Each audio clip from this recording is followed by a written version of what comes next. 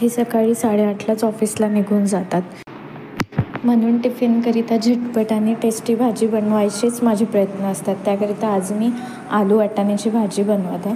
मी कुकरमध्ये तेल गरम करून घेतलं, त्यामध्ये जिरं, मोहरी आणि कांदा भाजून घेतला आहे.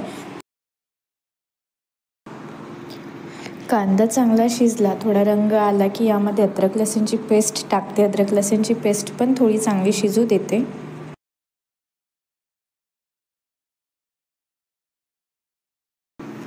अद्रक लसूणची पेस्ट शिजली की मी यामध्ये टोमॅटो घालते, बारीक चिरलेला.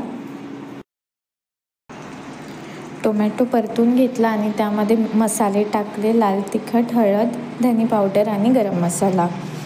मसाले मिक्स करून घेते व्यवस्थित. मसाले मिक्स झाले की त्यामध्ये मी मीठ घालते आहे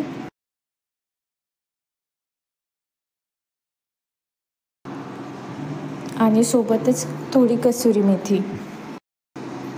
टोमॅटो चांगलं शिजू द्यायचं आहे. इथे मी एक आलू चिरून घेतला आहे आणि वाटाणे घेतले, दोन्ही स्वच्छ धुवून घेतले आहे.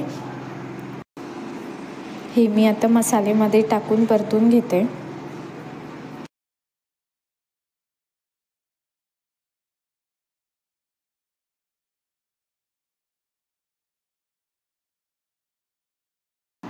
आलू वाटाणे मिक्स करून घेतले की यामध्ये मी अर्धा ग्लास पाणी टाकणार आहे. मला जास्त रस्सा करायचा नाही आहे, त्यामुळे मी अर्धाच ग्लास पाणी टाकत आहे आणि कुकरचं झाकण लावून मी 2 शिट्ट्या होऊ देते. इथे कुकरचं झाकण लावताना आपल्याला आधी कुकरची शिट्टी काढून घ्यायची आहे, नाहीतर झाकण अंगावर उडेल. आणि बघा, 2 शिट्ट्या झाल्यानंतर माझी भाजी मस्त शिजून तयार आहे. आलू वाटाणे दोन्ही छान शिजले आहे.